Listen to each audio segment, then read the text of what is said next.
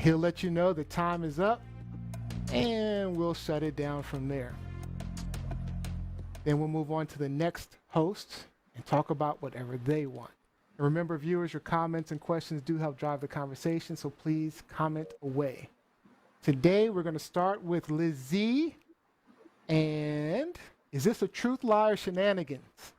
This is a truth. Truth. The truth. So, finally, our Democratic nominee for President of the United States, number 46, decided that he was going to quit pandering and announce Finally. who his VP running mate will be. And so he chose the good sis, Kamala Harris. Kamala Harris. Before we get into the intro and talking about breaking down this VP pick, I want to hone in on something that's very important. If we are going to have Mrs. Harris, Ms. Harris, with Joe Biden for a seat, then we need to first and foremost learn how to pronounce her name. Now, I know I just said Kamala. I know Tucker Carlson was just called out profusely for mispronouncing her name and being upset because he doesn't want to correct the pronunciation of her name. But it's not Kamala. It's Kamala. Kamala. Kamala. So think of a punctuation mark, a comma, and then put la on the end. Kamala. And I've been saying Kamala. I have too. I think as a journalist, as an educator, and as someone who is very into this election come November 3rd, 2020, that we need to pronounce people's names properly. So for all of our fans and viewers out there, even for our critics, it's not Kamala, it's Kamala. Actually, and Mike Wolf just put that online, so if you can see that, see how to do it. It's on CNN. I think he put a link there for us. So Mike Wolf. Nice. So remember I was talking about techies before? Mike Wolf was one of my guys. What's up, Mike? So now we have our ticket. Biden-Harris 2020. Let's go to the videotape. All right. Hi.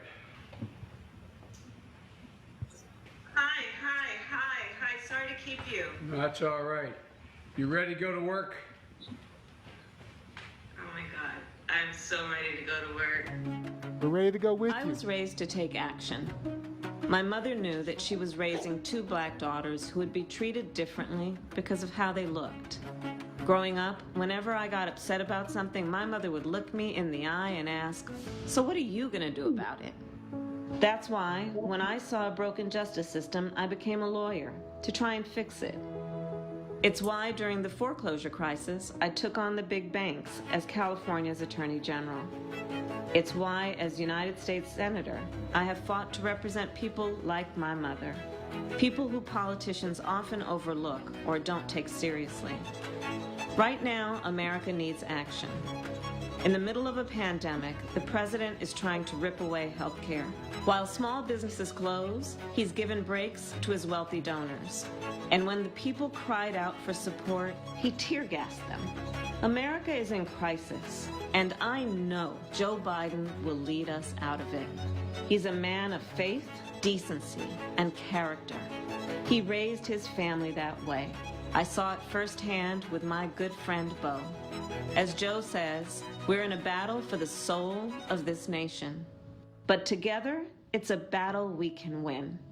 We just have to take action. First of all, is the answer yes? The answer is absolutely yes, Joe, and I am ready to work. I am ready to do this with you, for you. I'm just deeply honored, and I'm very excited. So first question, what if she had said no? I'm pretty sure we wouldn't have had that video. Then we'd be talking about something else. Everything leaks on the internet, so I'm sure someone would have leaked that tape if he's like, no. Is the answer yes? So there we have it. Our November 3rd, our 2020 ticket for to occupy, to take over 45 in the White House for POTUS. We have the Biden-Harris ticket. What say you, panel, just first and foremost? Let's start with East. Yes. Trump, a Trump lover, East. Come on. I think you could sue him for libel if he Defamation. Right. He put some respect on my name. No, I'm really excited. Like we were talking about the crowd noise and everything. I didn't need any crowd noise to be excited. Like it's refreshing to feel like somebody did the right thing when it comes to politics. Like this just felt. I mean, I don't know if he's going to win. I hope he wins, but this felt like Biden did the right thing to kind of shore up that African American base. So yeah, I was fine. I'm great with the pick. I mean, I think he did the right thing. Okay, so each just gave us our first key word that we're going to discuss, or key phrase, African American, because that's up for debate. But let's go to Rob. Oh, okay, all right. What are the Canadians about Kamala Harris? I can't speak for other Canadians. I can speak for. I can give you my viewpoint. But I think that it's a brilliant move. They've taken someone who has a very well-established legal career, and in the last election, part of the reason why the clown got into power is because it was a very monochromatic palette at the last election, and a lot of people didn't go out to vote simply based on that because they didn't feel like they had any representation that was there. So the outcome was that they were going to get done over again anyway. Regardless. Yeah. So with Trump's statements earlier in the media this week saying that, well, choosing a woman is going to make other men uncomfortable. What? So I hope that all the women in America heard this and will come out to show him that, yes, they can back this candidate. And I'm with East. So because now you have a female of color who's on the ballot. And I really hope that people turn out to vote, even if it's not the right motivation. Because things need to change. Things need to change desperately. Did Trump make that statement about women, or did Mike Pence and his wife, aka mother, make that statement? His mother. When I came across it as a Trump quote, but I could be mistaken. But I only asked that in jest because, Mike Pence, with the relationship that he has with his wife, it's understood that he's not to be around women alone without her, or he has to get her permission. So that's been kind of the running joke over the past 24 hours. Is mother going to approve this? Is mother going to? I hadn't heard that one. That's new to me. Yeah. No. Yeah, like Lizzie's saying, I heard that Mike Pence is going to have to get mother's approval for the VP debate. Really? I didn't hear any of this. Okay. Yeah, I heard This that. is all new information. This is great. I mean, I posted about that East on my Facebook as well, and I gave the response from Miss Sophia from the Color Purple. Hell no.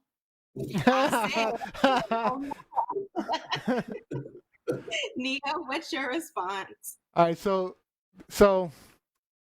when we hit the primaries, right? When we hit the primaries and I was voting, I had to vote for Biden because he was the only one left.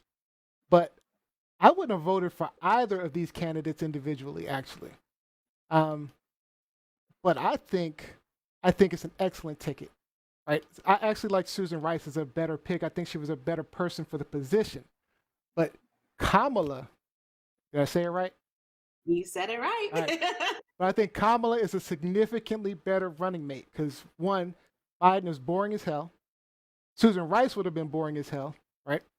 And it would have been the same thing we had with Hillary and the VP pick that she had in 2016, just boring, right? Both of them, because Hillary was boring as hell too.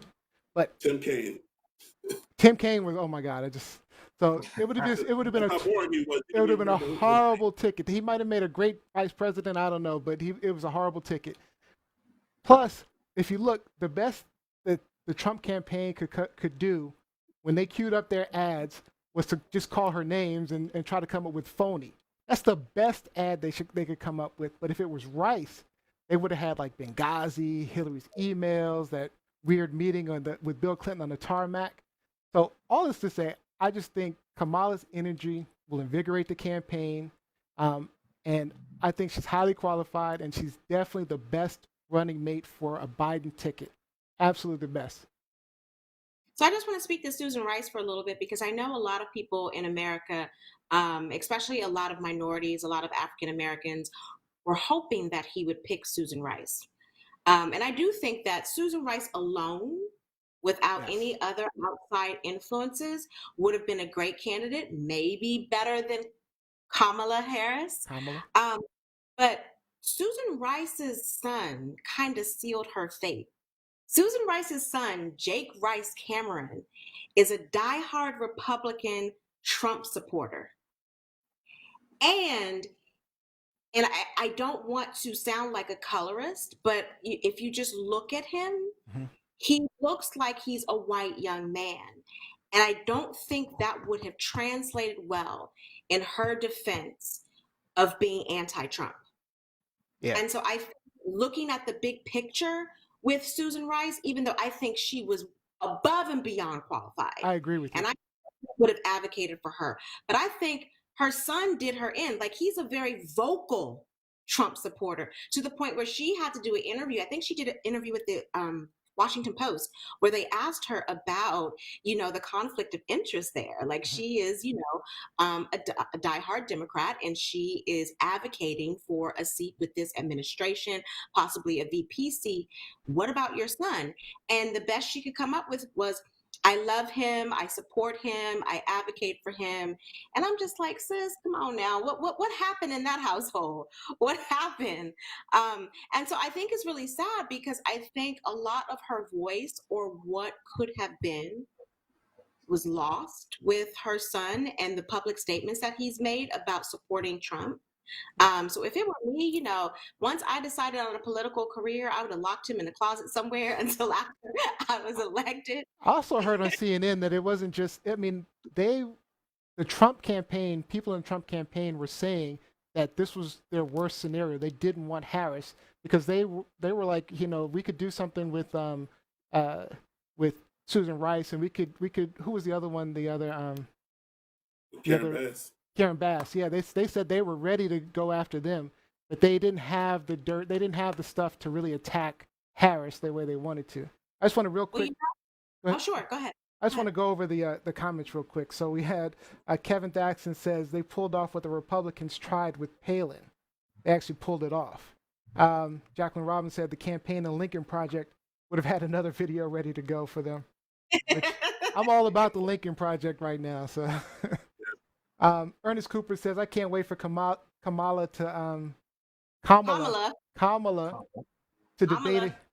debate against Pence. Jam said, and Asian, just to let East know about African American. Rupka says, yes, great debaters. So, and then there was one more I wanted to say. So Jacqueline Robbins said, phony, ? Coming from a clown with a fake tan, fake hair, fake university, fake wise, is actually calling someone phony. Yeah, way to call it out. So East brought up a good point, and I think Neo said something, alluded to it a little bit a minute ago, when we talked about African American.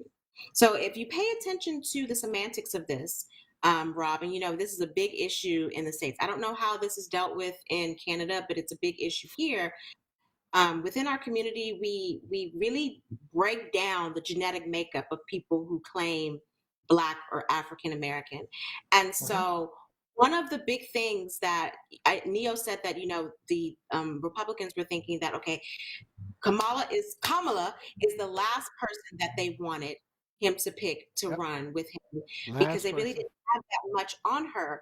But what they're doing now, they have been the first to step up and play the race card, in that they are challenging whether or not she has the right to call herself African American. So if you don't know very much about Kamala Harris's background. She's from Oakland. She was born in the United States. She's from Oakland. Her mother is from India. Her dad is a Black Jamaican from Jamaica. Okay. But she is an American.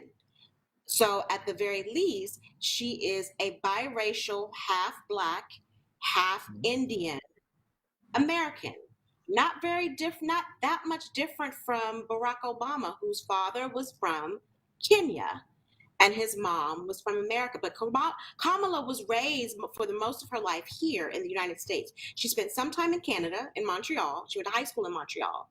But after high school, she came back. She enrolled in Howard University, graduated in 1986. She is a part of a Black sorority here.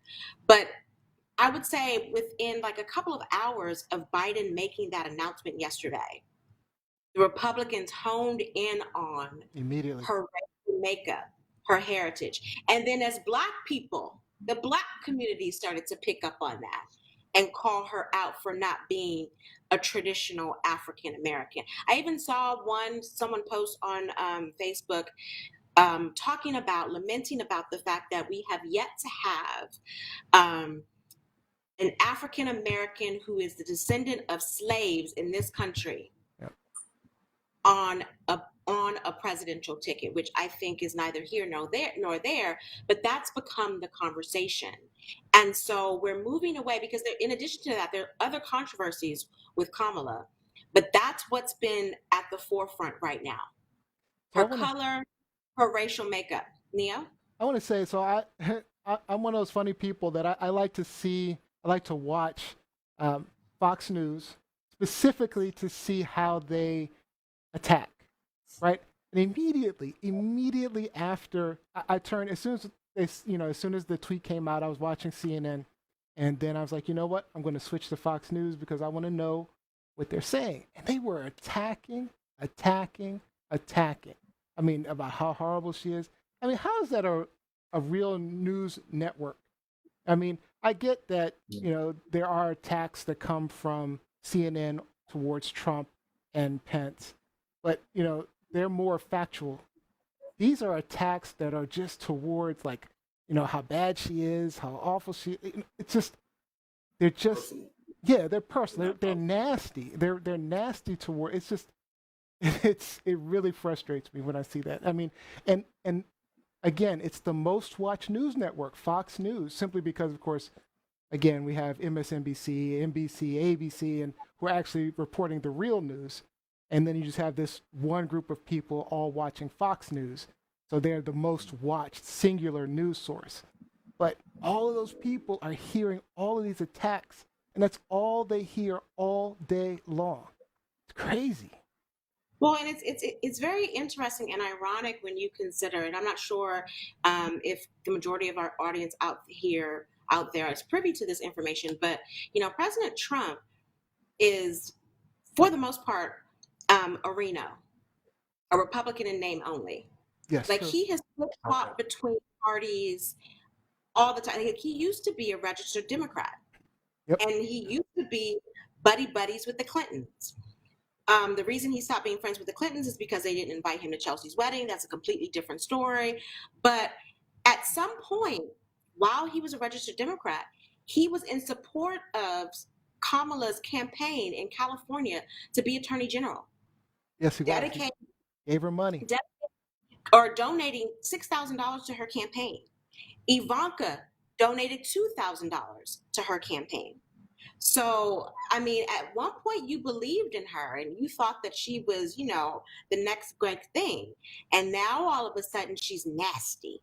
She's a nasty woman. Issa, you want to get in? Even to your point, was like just 2 weeks ago, July 29th, on the, I think it was the east wing of the White House or wherever, the press corps asked Trump about the potential of her being named VP.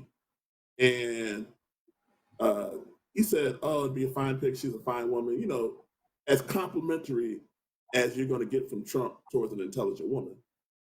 And as soon as it was announced that Kamala was the VP pick. Kamala. Kamala. Okay. He went to the traditional, nasty, just all the negative. Same thing he talks about with pejorative. all women, every woman he talks about. Yeah. And then Biden said in his speech today, like, we could have set our watches, our clocks to the fact that Trump was going to go down that line. I mean, they knew it, and he did it. So it is what, as Trump said, it is what it is, right? I mean, we knew it was coming. Now, but I think to the earlier point about her heritage, her ethnicity, Mhm. I want to say, and I wish I would have watched the interview, but she addressed it in an interview on MSNBC about identifying as an African American, Mhm. because I want to go back and review the interview, but I believe that she had a conversation with her mother because her mother's Indian, East Indian, um, and she was kind of having identity issues in, I think it was high school or middle school at some point. And I think just because of her phenotype, that she physically looks like an African American woman Which, as we've or an talked African about when we're American. dealing with race, Yeah, that's really the only right, guide we have. right. So I think just because of that, I think she eventually embraced being uh, known as African American. Although, as Lizzie correctly said, she's more. I mean, she could call herself Asian American, and Jamaican American, yeah, yeah. So, but I think she Caribbean acknowledged just the American, fact. whatever Yeah, she wants. yeah, I think she acknowledged I'm African American, just to kind of cut down on the uh, perceived confusion out there. Oh, Lizzie, there's a great point online that I just want to read. So Kevin Thaxton said most Jamaicans are descendants of slaves too. Mm. Not American slaves, but Say it louder for the people in the back. Say it most louder for the. most Jamaicans are descendants of slaves too.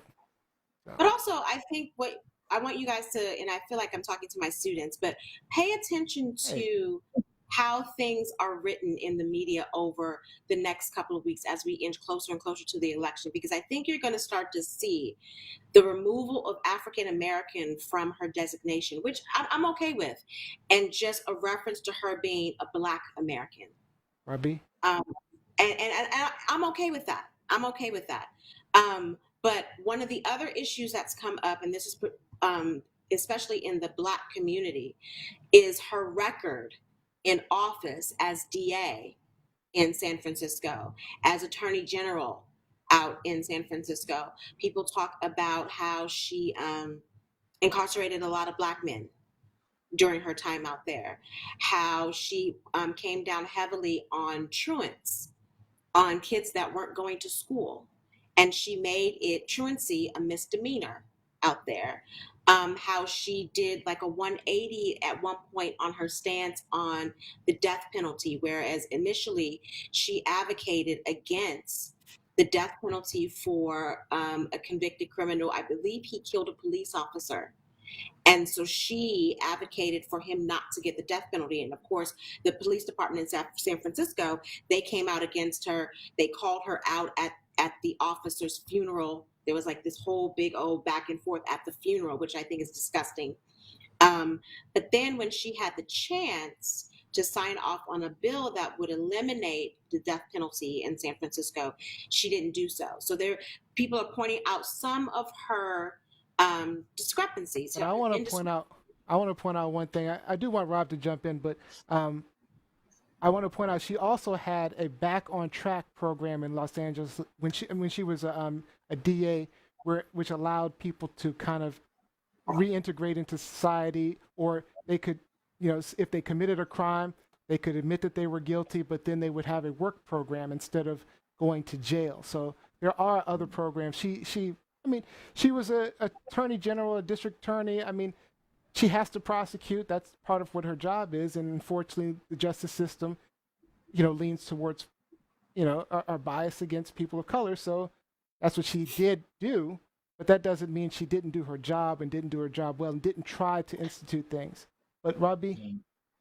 Yeah, there's quite a few really interesting points that have been touched upon. And I guess for me, what's really interesting is that you have a news agency that is attacking her ethnicity. And it's funny because I know that that's something that exists in Black culture, where it's almost like the color palette in, okay, so you're African American, but at which end of the scale? You're the wrong kind of Black. What? And this happens in Canada too. I've had conversations with my friends of color, and it's just like, what do you mean you're the wrong kind? This makes no sense to me. No sense. Like, if you're getting it from this end, why are you doing it internally too? So I like that they're going to be changing the designation from African American to Black American woman, because if it's going to be a divisive term that's going to be used to try to split up the Black vote, then screw it, rebrand it, and make her just have that appeal. She is a woman of color in America. Why can't she just be a woman? Right? And she went to Howard U. She went to a Black college. So if this is the culture that she is most identified with, that she has had most exposure with, then I don't see any issue with her identifying as an African American. I also think, and this is something we need to consider when we talk about people that we critique for their shortcomings or misgivings, if you will. When we call out, especially our leaders, when we call them out, when we, pinpoint where they have done wrong, where they could do better, don't we do that in an effort to see them evolve, to see them mature, to see them be more progressive? So I'm not saying that, Kamala has had, a flawless record up until the point she joined Congress. I will be the first to acknowledge some things that I didn't really. Who on this planet has? Exactly. But what we can look at is, she left, she joined Congress, I believe, in 2011, and has become a huge advocate of justice reform. Huge. And so that has been kind of her platform. In addition to that, she's a very good orator. She's a very good debater. She's not afraid to call out people in Congress, her colleagues who are doing wrong, who are hypocrites, even Joe Biden, which is very key, because if this had been Trump, given the debate that she had with Joe Biden during the presidential debates for the nomination and how hard she was on him, if that had been Trump, he would have totally dismissed her and never would have considered her as a running mate, because she was a woman who dared to call him on his stuff. Whereas Joe Biden was just like, this is what I need. I need somebody like this who is not afraid. And so I say to the audience here, like, I hear people in our community who are kind of skeptical about her past, but be skeptical, but also encouraged by what the possibility of the future is with someone who is progressive, because that's what progressive means. You're progressing from where you were to where you're trying to be. And if you aren't progressive, if you're just going to be stagnant and stay in that state and say, okay, let's arrest all the Black folks in the world, then no, that's not what your platform is. That's not what you're calling for. But we have to take into consideration the entire picture. And if you are a Democrat, and if you may not be watching the show, you may be a Republican, you may be a Trump supporter, but if you are a Democrat, your purpose is to vote Trump out on November 3rd, you need to listen to the good brother Malcolm by any means necessary. My dad's a Republican, and he's going to vote against Trump. He hates Trump so much. he totally hates Trump. But to your earlier points, like, you just laid out some policy issues that Fox News and Republicans could have laid out against Kamala, and they didn't do it. They went straight to the racism. Like, they went straight to color. Color first. But it wasn't just color; it was also woman, female. Yeah, misogyny. Yeah, racism and misogyny. Yep. All right, let me. That's the time we have. Let me get some comments in from online. We had a lot. Let's see. Mike Winter said, same in Canada, especially in the areas of Toronto, Montreal, Vancouver. Rupka says she's a true American, true African American, which is all people of origin. She's a true traditional woman of color. Go Kamala. We have Marjorie Lorraine. We need to take nasty woman out of our vocabulary. Well, out of Trump's vocabulary. That's particularly. The vocabulary is limited, so you can't do it. Yeah, that's true. That's true. That's all he's got. You got like 100 words, so you take nasty from him, he don't know where to go. Jacqueline Robinson, some black folk are so woke that they will happily tear Kamala down and then act shocked if Trump wins again, which is very true. Ernest, she was a prosecutor in a racist criminal justice system that targets black men and minorities. There's a difference. She did her job. And Salai says, vote Biden-Harris in and then hold them to account. Yes, I agree with that. Can I just get you to read Kevin Thaxton's quote? Comment? Like when Lizzie starts her church after all her cussing. That's funny. All right, guys. Great comments online. Keep it up. All right. So we're going to move on. We're moving on to